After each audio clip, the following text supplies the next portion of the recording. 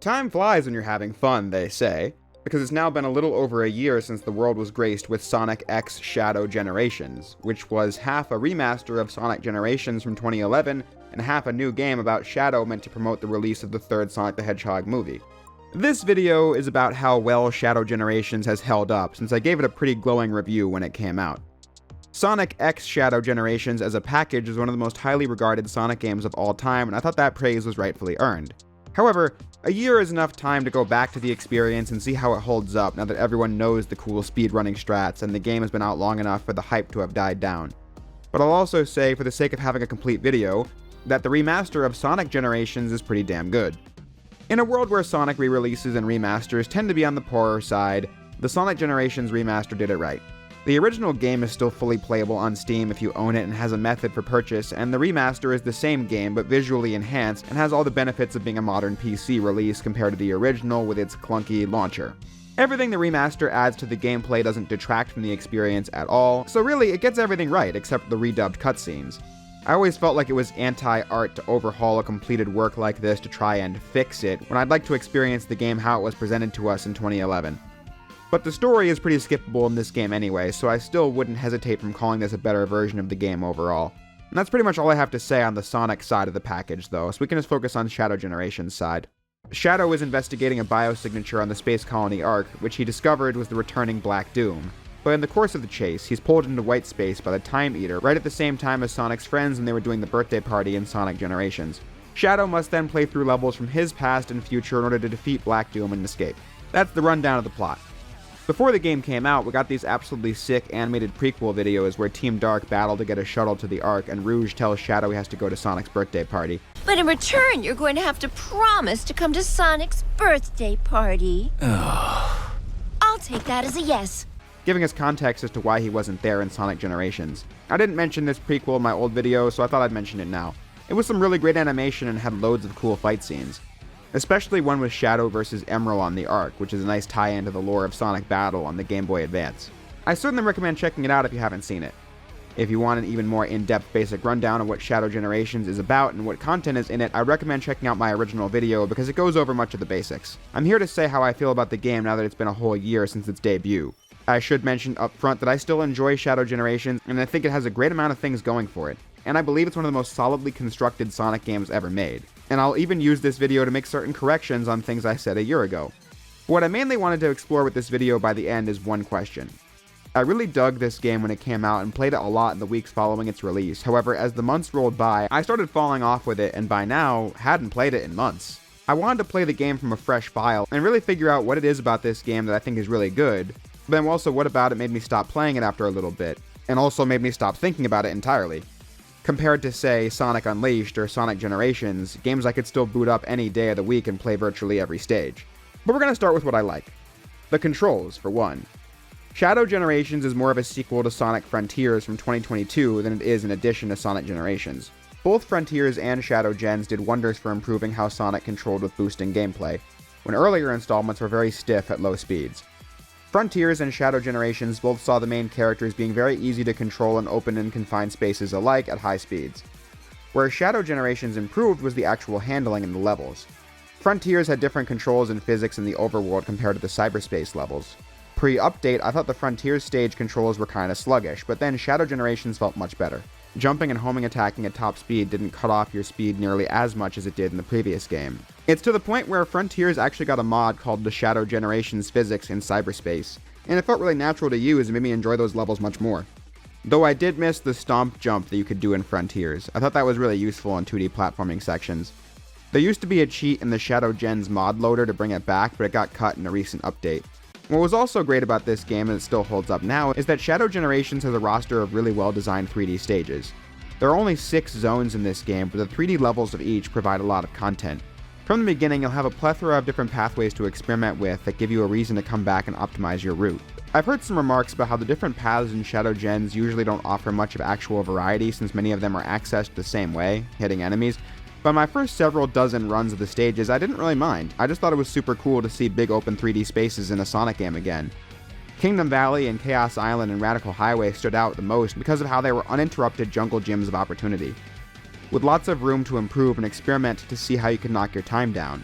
This just felt like such a step up from the last couple of boost-focused titles, which kept the level design feeling pretty narrow and bare bones. I just thought these levels were more thoughtfully constructed with your abilities, like needing to use the Chaos Control at the right times in Rail Canyon so you can pass on the rails before they blow up. All very cool stuff. But again, that was my take last year, and I still pretty much agree with it. Less interesting on the revisit was the 2D level design. I do like how Shadow Gens has fully 3D stages and fully 2D ones. That would allow them to get the most out of both in dedicated levels, but I noticed soon after release that I wasn't replaying the 2D stages nearly as much. Coming back a year later, I can see that it's because of how there isn't as much you can do with them.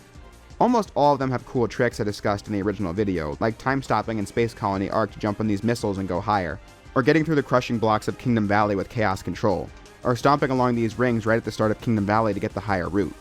That was cool. But once you've done it, that's pretty much it. You've seen everything. Some are more dynamic like Sunset Heights Act 2, but most are kinda one note. I loved using the Doom Blast in Kingdom Valley Act 2, but once you do it the first few times, it's the only logical way through the stage, so it becomes the same thing every time. And then Chaos Island Act 2 is a bit of a wash, as you don't get to do much in the way of interesting platforming. When in Sonic Generations, I thought both acts of almost every zone were good except the last one, giving that game more levels I wanted to replay than Shadow Generations. The game got a lot more shelf life for me than it might have otherwise once the speedrunning community dug into it though. One of the things that isn't great about the control in this game is how you lose your speed very quickly after a boost jump. I even mentioned that in the video. But what was uncovered was how the Chaos Spear preserves your speed in midair. So the technique fans dubbed spear gliding was born, where Shadow can fly over massive chunks of stages by mashing the spear button in midair. It was super satisfying to pull these tricks off, and it still is. I screw up some of the bigger ones from time to time, like the skip at the start of Rail Canyon Act 1, so it's added a lot of playtime because it takes a lot of skill to do these skips, and it was just fun to come back and try and master them for each stage. It is a shame that console players can't do it as comfortably as PC players, though. On PC, you can remap the buttons of the game and make the spear on the trigger and the Chaos Control on the face buttons, when console players are locked into the reverse. But I play on PC, so I get to spear glide all I want. This discovery was very important for the replay value because what didn't really hold up much for me on the revisit was some of the dev-intended extra abilities. The Doom powers that Shadow gradually unlocks throughout the game. None of them are bad, but most of them don't really do anything for the level design of the stages. The Doom Sphere is mostly used in the overworld and is pretty situational anyway, as there isn't a big reason to target multiple enemies a majority of the time. The Doom Surf is also far more useful when traveling around the overworld than it is in any stage. You only use it in Kingdom Valley Act 1 and Sunset Heights Act 2. Not really much skill involved. The Doom Blast is cool though, sending enemies flying away and teleporting to their location is never not satisfying, and it gave players room for creativity in designing skips, so I appreciate that. But still, it's not that complicated. The Doom Morph is the one I owe an apology to though. In my original video, I said it was the worst one by a country mile because I had no idea how to use the thing, and a lot of players didn't when the game came out. How to swing with the Doom Morph and get the most out of its abilities was really confusing and poorly explained. You just gotta pull the stick back and release when under a swing and you'll fly straight up. When you know how to use the Doom Morph, it's actually the best Doom power in the game because of how much freedom it creates in the routing and how fast you can fly around with it if you aim it properly.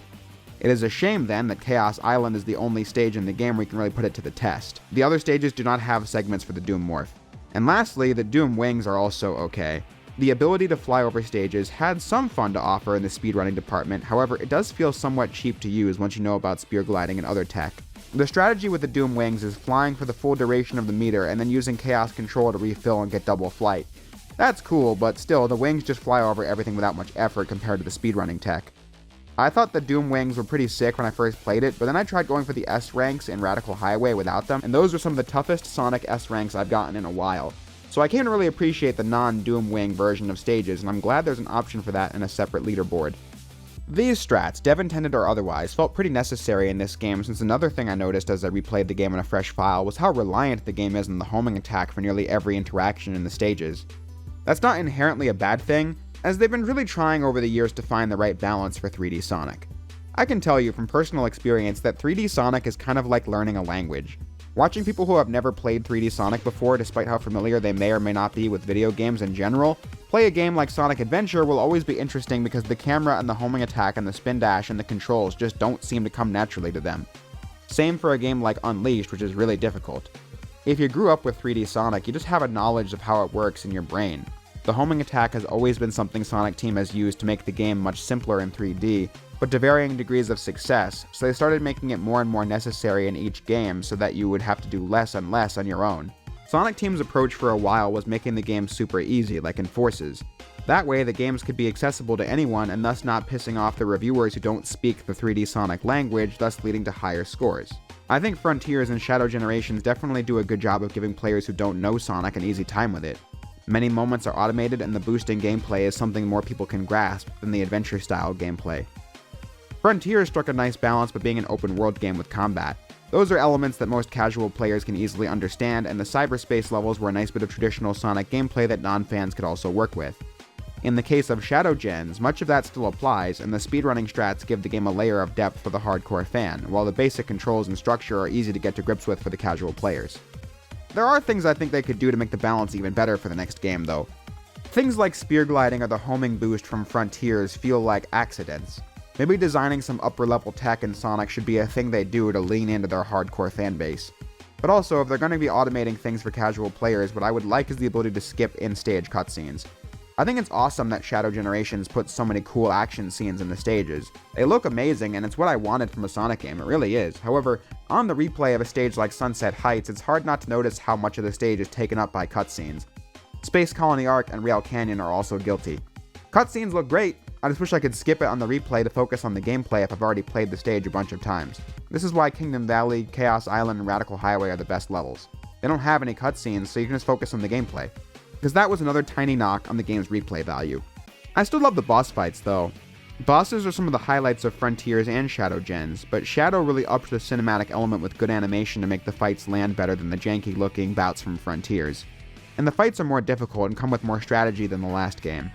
Metal Overlord, for example, is a super fun S rank. In order to get it, you need to find a way to deplete his health bar to 50% before he starts chasing you with a tail swipe attack. You gotta use every jump and every obstacle on your path as a chance for damage to pull it off. And then you need to use Chaos Control in these pieces of ship debris to land the final blow, and then the S rank is yours. Getting a sick, unskippable cutscene after that is pretty satisfying. And every other boss is like that too, giving you chances to use your abilities to the fullest and get the best rank. The final boss making excellent use of almost every Doom power, which is what a great final boss should be.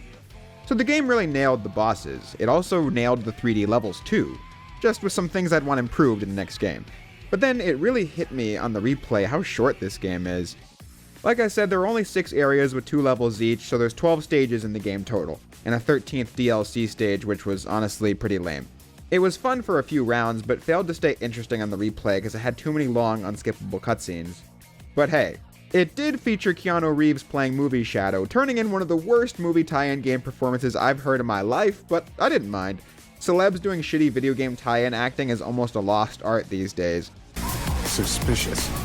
I should follow. A beautiful city. It looks like how Maria described the Earth. The stage itself was pretty mid outside of the Westopolis remix though. But anyway, the game took me 2.5 hours to beat on this second run, and it took me 3 hours the first time around. Now, having played the stages much more, I can see clearly how little of the campaign is spent on levels. The rest of the game is spent on missions and in the open world. Said open world is simple, good to control, and decently laid out, and it tries to be a nice fusion of Sonic Generations' hub world with the open zone concept from Frontiers. I complimented the open zone of Shadow Gens in my original video, but I don't really care for it as much now. It's not doing anything wrong, but there's just not much reason for it to even exist. The hub of Sonic Generations was just a level list you played through, and in Frontiers, you needed to explore the world to find progression items. In Shadow Gens, it does have a modestly sized hub with tutorials for the Doom powers, but beyond that, it doesn't offer anything, and I just load the level list when replaying the stages in this game because there's very little of substance in this open world. You run from level to level and you look for collectibles, and that's it. But the collectibles aren't really worth anything. This goes for both stages and the overworld. I was really looking out for them last year, but now I know they're all concept art, music, and trivia. Not bad by any means, but also things I could get on Google. So I don't really feel the need to replay stages to grab collectibles since they don't really do anything or offer anything to the player's benefit. Compare that to the Red Ring side quest of Sonic Colors. It was a game-wide mission to collect 5 red star rings in every stage. It took effort to get them all, and the reward was playable Super Sonic. Shadow Gens doesn't do anything like that, so I don't find its collectibles worth looking for. Sonic Generations is also guilty of this, but this game has less content. What you find in the open world are the extra missions, but I also thought these were pretty lame in the replay. Almost all of them feel like tutorial tasks, like homing attacking enemies or breaking things with the Doom power. or things so easy your victory is all but guaranteed from second one, like flying through dash rings. Sonic Generations didn't have amazing missions either, but there were more of them and they had more variety, also giving you legit choices over which ones to play, when in Shadow Generations you have to play them all to beat the campaign. I don't know, it felt like padding to me. As did the way you got to the bosses. For some reason, you need to climb up to each boss door to be told you need keys to get in, and then have to go all the way back down and find the missions and climb back up to fight the boss, when it would have been more efficient to unlock the missions after the levels were done so I wouldn't need to backtrack so much, but that was just one extra thing to make the game a little bit longer. But really though, I must remind of what I said earlier. I think Shadow Generations is really strong. I'm using this video to examine why I played it a lot when it came out and more or less dropped it and stopped thinking about it after beating it, and these are a lot of reasons why. I just felt like it didn't have a lot of content, so I stopped playing it when I felt like I hit the ceiling. But the game still comes with many great qualities that make it one of Sonic's best games. Like how well the story is presented.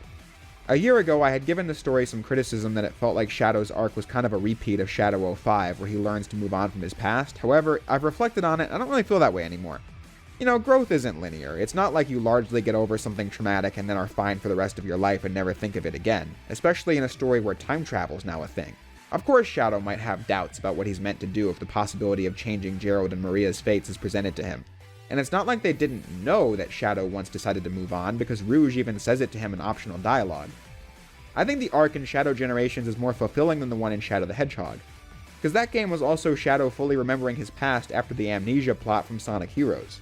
So the game paid off Shadow's obsession with remembering who he was by having him bury it for good and becoming someone new afterwards. Whereas this is several games after that where he confronts his past head-on and gets to see Maria one last time and really get to say goodbye, and thus becoming someone who isn't burying the past but accepting of it. I think it's all really good stuff, and I have to give this plot credit for showing us Maria and Gerald as well. Maria has always kind of been a plot device. We never really learned a lot about her as a person beyond her tragic circumstances and how that motivated Shadow's initial revenge mission. But this game shows us her personality and how smart she was, and how she was brimming with emotional intelligence even as a little kid, and I thought it was cool to see, actually giving us a window into the person Shadow was missing all this time. What I did say last year was how I thought the animation and action scenes were all really great, and I couldn't wait to see more of it in the next game. So the story is one of the most consistent and well presented and emotional in a Sonic game. But I do have one small and one big gripe with it that prevent me from saying it's one of the best ones. The small one is that I don't really think Black Doom is a good villain in this. I barely thought he was a good villain in Shadow the Hedgehog, but he's back for little reason and has a new plot to return that feels really contrived, like, "Oh yes, Shadow, I'm back to unlock your hidden superpowers. I didn't activate you before, so I could take over the world and send you to Radical Highway from Sonic Adventure 2 for the Sega Dreamcast." He just doesn't do or say anything interesting, so not a great villain and is a retread of a plot we've seen before. But the bigger gripe I have with the story is the same one I have with a lot of modern Sonic games. How the levels don't feed into the story. The levels feel totally disconnected from the plot.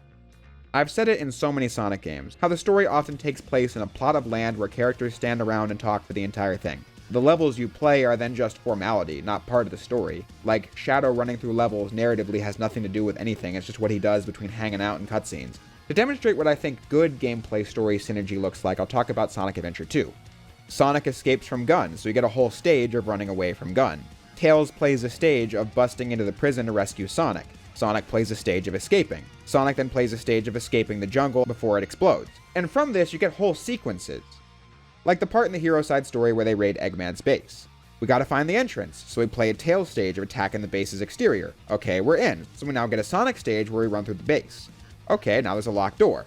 We need keys. So we play a Knuckles stage where we look for the keys, and then there's a boss fight with a ghost, and then Eggman attacks, and we get a robot boss fight. Same thing happens in the finale. Tails needs to go to the machine in the Ark, get a stage of that.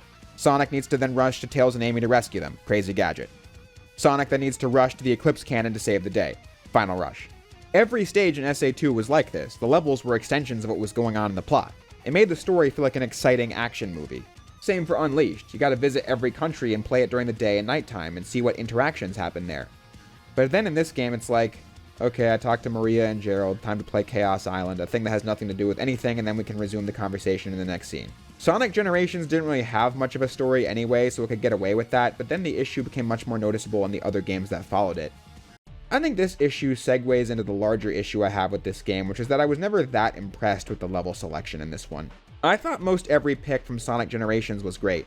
And while Space Colony Arc, Rail Canyon, Kingdom Valley, and Radical Highway are good and logical choices for Shadow's character, I think the other stage choices give me pause for thought about the whole roster that made the game less replayable. Pulling stages from the future is a cool idea, something we can do in hindsight because Shadow Generations was made over a decade after Sonic Generations, so they can pull from later games in the timeline. It's a neat idea. But in execution, it really feels like something they did to save time on assets. Like, Sunset Heights feels just like it's the Forces stage, but spruced up in visual fidelity a little bit. And it barely has anything to do with Shadow anyway. And then, Chaos Island is an egregious example because it's just the Frontiers assets turned into a stage where the original game didn't even feature Shadow at all. That, to me, screamed asset reuse. And then I said in my original video that the Black Comet from Shadow 05 should have been the final level, not a floating asset in the sky facsimile of Radical Highway. Fans defended this level choice by saying that in its original context, Radical Highway was Shadow's debut stage. It was him at his most vengeful and angry, and that's the state Black Doom wants him in, and how now, the final stage of Shadow Generation is running through Radical Highway again, with a Shadow at his most heroic off to stop Black Doom once and for all. It's symbolic. That sounds really good. I just have a harder time buying into it because of how the rest of the stages feel like asset soup. Like, I truly would not be surprised if Kingdom Valley was just reused assets from the original Sonic 06. And this Radical Highway just feels like city assets from Unleashed and Generations painted red and called Radical Highway.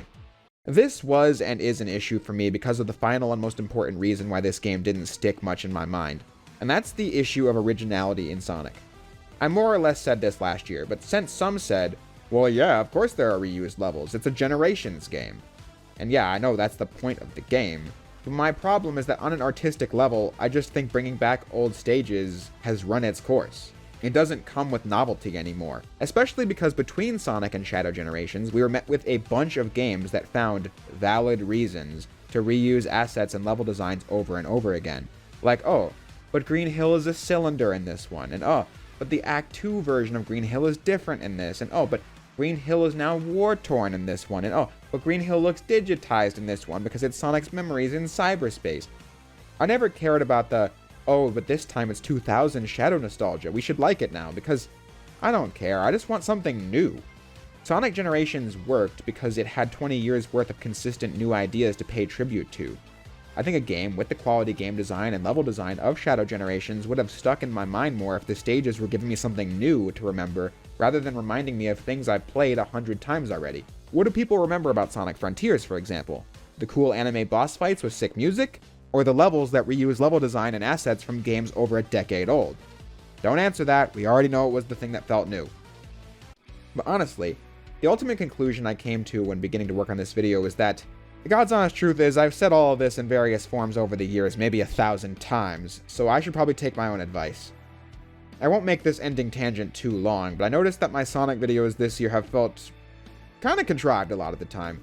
Not all, but most of them were me finding new ways to say a lot of the same stuff over and over again, and I didn't even end up releasing all of them. I once started a script earlier this year about reused levels in Sonic so I could make the point I just did a few seconds ago. I canceled it when I realized I didn't have much to say I hadn't already said before and could then reiterate in this video. But yeah, saying the same things again and again can get pretty boring, and it seems like a lot of you in the audience didn't really like a lot of those videos anyway. Probably because it's apparent that I don't really have a lot else to add to the Sonic discussion at this point that I haven't already said. When I, instead, got an overwhelmingly positive response to my Castlevania videos last month, likely because I was exploring something new to me and adding something new to the discussion for fans of my channel and those games to hear about. So what am I saying? I am saying that this revisit to Shadow Generations was something I wanted to do because I did want to see where I stood with this game, and I also noticed a parallel between my single biggest issue with the game and the biggest issue facing these Sonic videos: the lack of originality. So my conclusion is, I will make Sonic videos if there's something I'd like to say, be it a new game or a new fan game or whatever. But I won't do them often because, like I said, I think the point has been made and each new video on the subject is just not adding anything new to the discussion, I feel.